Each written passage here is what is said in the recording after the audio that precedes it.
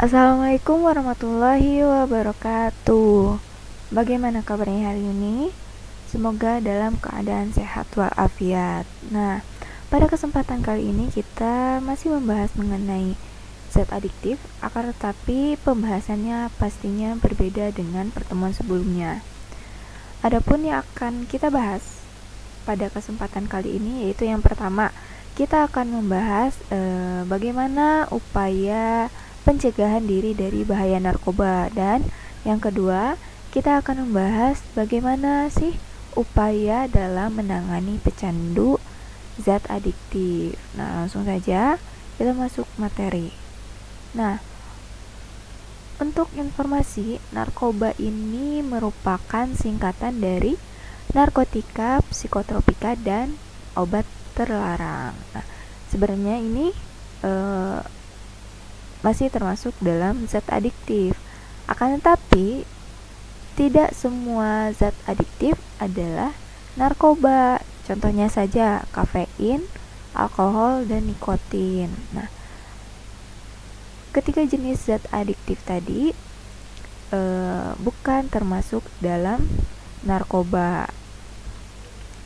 Nah, kita masuk pada materi yang pertama mengenai upaya pencegahan diri dari bahaya narkoba. Adapun upaya pencegahan diri dari bahaya narkoba, yang pertama,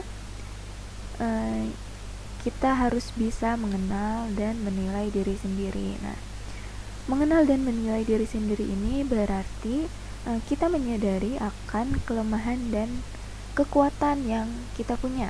Nah, selain itu, kita juga menyadari akan kekurangan dan kelebihan yang kita punya. Nah, dan kita juga harus menyadari cita-cita ataupun tujuan hidup yang ingin dicapai. Nah, dengan lebih mengenal diri sendiri, ini akan lebih mudah untuk mengarahkan perilaku seperti apa yang harus kita lakukan untuk mencapai tujuan hidup yang sudah ditetapkan. Yang kedua, meningkatkan harga diri. Harga diri ini adalah suara hati kita yang menunjukkan bahwa kita ini adalah seseorang yang istimewa dan berharga, sehingga kita mampu untuk mencapai apa yang sudah kita cita-citakan. Nah, harga diri ini merupakan dasar dari proses belajar yang mana nantinya akan membangun kreativitas, tanggung jawab, dan hubungan positif dengan orang lain. Harga diri seseorang ini dapat dinilai tinggi atau rendah bergantung pada pengalaman, perilaku, dan interaksi dengan orang lain. Orang yang memiliki harga diri tinggi ini biasanya mampu bertindak lebih mandiri, lalu mampu juga menjalankan tanggung jawab dengan sebaik-baiknya. Nah, lalu orang yang memiliki harga diri tinggi ini lebih berani untuk menghadapi tantangan dengan penuh semangat dan juga mau membantu orang lain. Yang ketiga, upaya pencegahannya yaitu meningkatkan rasa percaya diri. Percaya diri ini adalah gambaran dari keyakinan, keberanian, lalu gambaran dari cara pandang, pemikiran, dan perasaan tentang diri kita sendiri dalam menghadapi suatu permasalahan. Jika memiliki rasa percaya diri yang baik, maka nantinya kita akan memiliki dorongan, kekuatan, dan keberanian untuk melakukan hal-hal yang positif.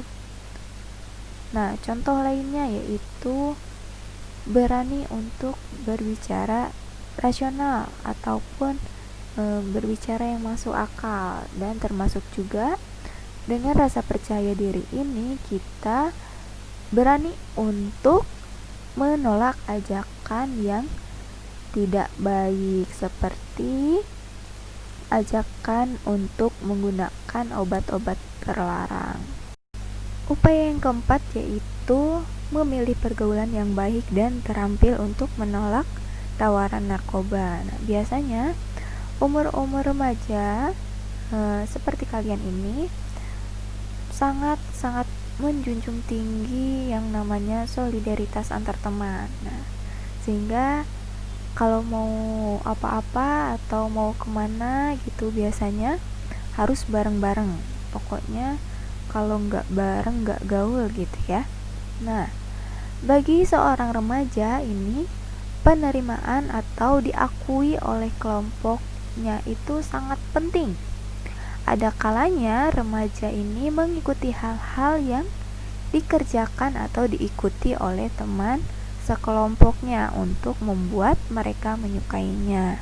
Meskipun pada awal-awalnya biasanya pasti terdapat tekanan atau teman-temannya menekan untuk melakukan atau mengikuti hal-hal yang dikerjakan. Sehingga banyaknya remaja yang mulai merokok, minum minuman keras, bahkan sampai menyalahgunakan narkoba ini biasanya akibat dari tekanan teman-temannya biar dikata gaul atau biar diakui oleh teman sekelompoknya, padahal hal seperti itu sangat negatif bagi diri kita sendiri. Nah, oleh karena itu maka kita harus pandai-pandai mencari teman yang mengajak kita dalam kebaikan. Nah, jadi kita harus bergaul dengan teman-teman yang tidak menyalahgunakan narkoba. Nah, selain itu juga kita harus mampu menolak tawaran atau ajakan dari teman-teman terhadap hal yang negatif. Misalnya, jika teman kalian mengajak kalian untuk merokok atau maupun meminum minuman keras, kalian harus mampu menolaknya sehingga tidak terjadi hal-hal yang tidak diinginkan. Seperti itu. Upaya yang kelima yaitu memperkuat iman dan takwa kepada Tuhan. Pasti semua agama dan kepercayaan mengajarkan kepada penganutnya untuk melakukan hal-hal yang baik dan melarang untuk melakukan hal-hal yang buruk, termasuk juga menggunakan narkoba dan obat berbahaya lainnya. Remaja yang memiliki iman ataupun kepercayaan yang kuat serta selalu berusaha untuk menjalankan perintah dan menjauhi dari larangan Tuhan ini insya Allah dapat mencegah berbagai perilaku dari kenakalan remaja, termasuk dalam menyalahgunakan narkoba. Nah, oleh karena itu kita harus selalu berusaha untuk meningkatkan iman dan takwa kita kepada Tuhan Yang Maha Esa. Upaya pencegahan yang keenam yaitu kita harus melakukan kegiatan yang positif. Nah, hendaknya agar terhindar dari bahaya narkoba, kita harus pandai-pandai mengisi waktu luang dengan mencari kegiatan yang positif sehingga nantinya dapat berguna untuk masa depan, misalnya dengan mengikuti berbagai ekstrakurikuler yang ada di sekolah ataupun mengikuti organisasi siswa seperti OSIS dan lain-lain. Nah, dengan mengisi waktu luang ini dengan kegiatan yang positif nantinya dapat membantu kita untuk terhindar dari kegiatan-kegiatan yang negatif seperti penyalahgunaan narkoba. Dan upaya pencegahan bahaya narkoba yang terakhir yaitu membangun komunikasi dan hubungan yang baik dengan teman dan keluarga. Nah, membangun komunikasi dan hubungan yang baik dengan keluarga juga sangat penting. Nah, sehingga kita harus meluangkan waktu untuk bersama-sama dengan keluarga, sehingga kita bisa lebih dekat dengan orang tua. Jadi kalau ada masalah apa-apa, kita bercerita langsung kepada orang tua.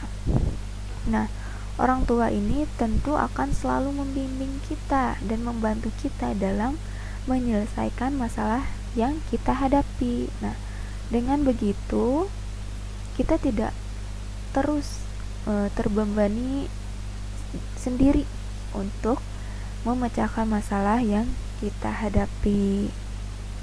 Lanjut untuk materi yang kedua mengenai upaya dalam menangani pecandu zat adiktif. Adapun upaya yang dapat dilakukan dalam menangani pecandu zat adiktif, yaitu dengan membawanya ke pusat rehabilitasi dan melakukan rehabilitasi. Nah, rehabilitasi ini terdapat beberapa tahap.